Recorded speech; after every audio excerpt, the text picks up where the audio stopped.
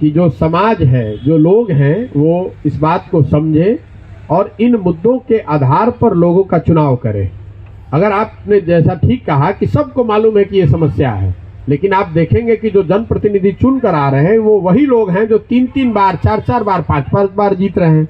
तो मैं अपनी पब्लिक मीटिंग्स में भी लोगों को कह रहा हूं, जब मैं गाँव में जाता हूं तो ये बताता हूं कि ये जो सारी समस्या है जिसके बारे में आप मुझे अवगत करा रहे हैं, तो ये रहते हुए आप फिर उसी प्रतिनिधि को बार बार वोट क्यों दे रहे हैं? तो लोगों के अपने जवाब है। ज्यादातर लोग यही कहते हैं कि भैया विकल्प नहीं है, इसलिए उन लोगों को वोट दे रहे हैं।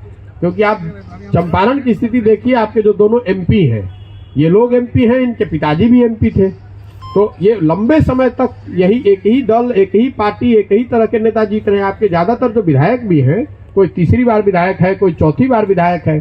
तो स्वाभाविक तौर पर ये सारी समस्याओं के बावजूद अगर लोग इनको वोट कर रहे हैं तो यही समस्या का जड़ है, जो मैं रोज आपको लोगों को बता रहा हूं कि बिहार में बदहाली का कारण ये है कि जनप्रतिनिधियों के मन से ये डर खत्म हो गया है कि हम अगर काम नहीं करेंगे तो हमको वोट नहीं पड़ेगा।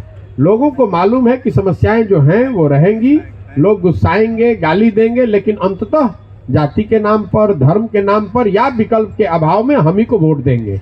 ये ऐसे है कि मान लीजिए कोई आपको बता दे कि आप पढ़ाई करें ना करें, आपको एग्जाम में 80% नंबर आएगा, तो आप स्वाभाविक तौर पर उतनी मेहनत से पढ़ाई नहीं करेंगे।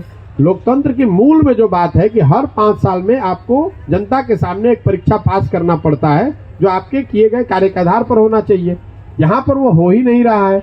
या तो जाति के आधार पर जब वोट पड़ रहा है तो जाति के आधार पर लोग इन समस्याओं को भूलकर जाति के आधार पर वोट कर दे रहे हैं, या धर्म के नाम पर दे रहे हैं। और कुछ ऐसे बहुत बड़ी संख्या ऐसे भी लोगों की है जो इन दोनों से अलग भी हैं, तो वो विकल्प के अभाव में उनको ऐसा लगता है कि कोई विकल्प नहीं है, इसलिए जो उनको बेहतर विकल्प लगता है उसको दे देते हैं।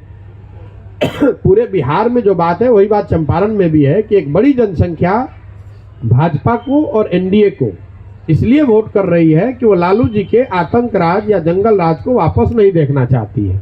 और बहुत बड़ी संख्या समाज का वर्ग एक ऐसा है जो लालू जी को, लालटेन को इसलिए वोट कर रहा है कि वो भाजपा को वोट नहीं कर सकता है। और इस मजबूरी का दलों के द्वारा फायदा उठाया जा रहा है, क्योंकि उनको ये फ्री का वोट मिल रहा है, उनको कुछ करने की जरूरत ही नहीं है। उनको मालूम है कि जो लालू जी के विरोध, आप भाई ये तो अब मानना कैसे, ये तो आप देख रहे हैं, हम कोई समाज सुधारक नहीं है। हम एक समाज के स्तर पर प्रयास कर रहे हैं ताकि लोकतंत्र, जो हम लोग के देश में लोकतंत्र है, उसमें एक स्वच्छ राजनीतिक व्यवस्था बनाई जा सके। स्वच्छ राजनीतिक व्यवस्था बनाने के लिए समाज की मेरी नजर में बड़ी भूमिका है। जब तक समाज को जगाया नहीं जाएगा, समाज से सही लोगों को साथ में नहीं लेकर एक व्यवस्था बनाई जाएगी, तब तक एक आप स्वच्छ राजनीतिक व्यवस्था नहीं बना सकते हैं।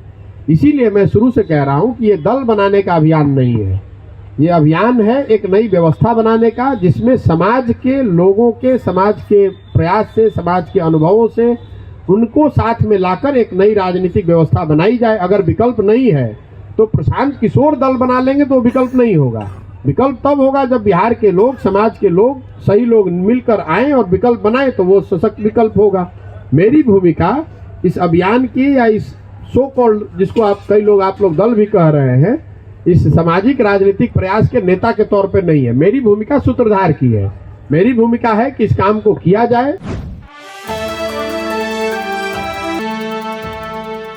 जुड़ो दीक्षांत से, करो फ्री खुद को स्ट्रेस से। गूगल प्ले स्टोर से दीक्षांत ऐप डाउनलोड कर अपने स्टडी को बनाओ आसान और मजेदार। दीक्षांत देता है topic wise video with animated visuals and concept by the study materials.